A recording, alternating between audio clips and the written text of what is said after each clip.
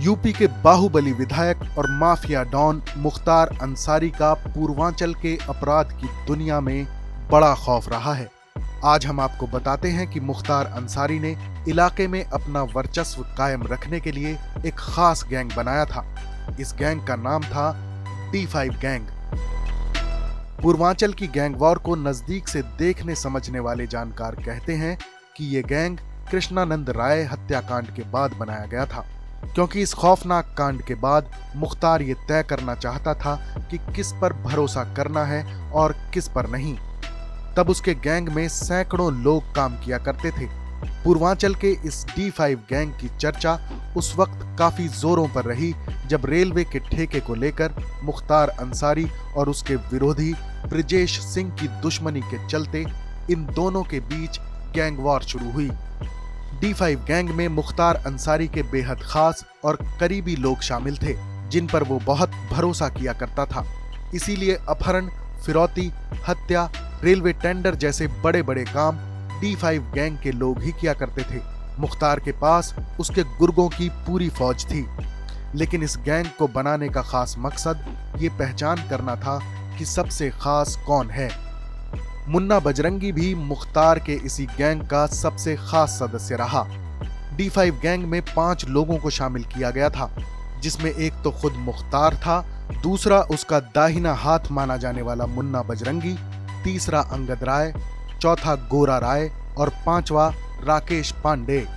खास बात यह भी थी कि कृष्णानंद राय की हत्या के मामले में ये पांचों लोग ही आरोपी रहे। हालांकि बाद में ये सभी इस हत्याकांड से बरी हो गए थे। धीरे धीरे इस गैंग का स्वरूप और तादाद बढ़ती चली गई, लेकिन इस गैंग का नाम D5 ही रहा।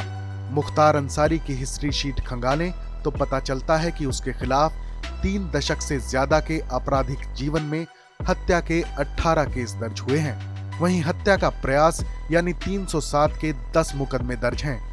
इसके साथ ही टाडा, गैंगस्टर एक्ट, NSA और आर्म्स एक्ट के अलावा मकोका के तहत भी उसके खिलाफ बहुत से केस दर्ज हैं।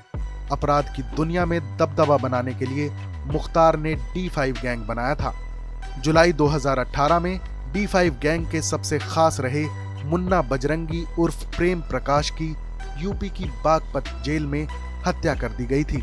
इसी गैंग के सदस्य रहे राकेश पांडे उर्फ हनुमान पांडे को पिछले साल अगस्त में लखनऊ के सरोजनी नगर इलाके में एक मुठभेड़ के दौरान ढेर कर दिया गया था।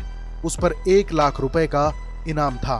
Farid Ali, TV9 Bharatvarsh digital.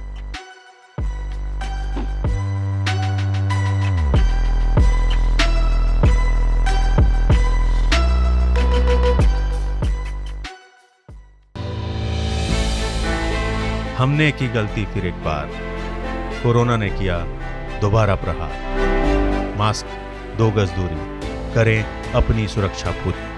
Corona टीका हम सबको लगाना है, मिलकर साथ समझदारी से कोरोना को हराना है।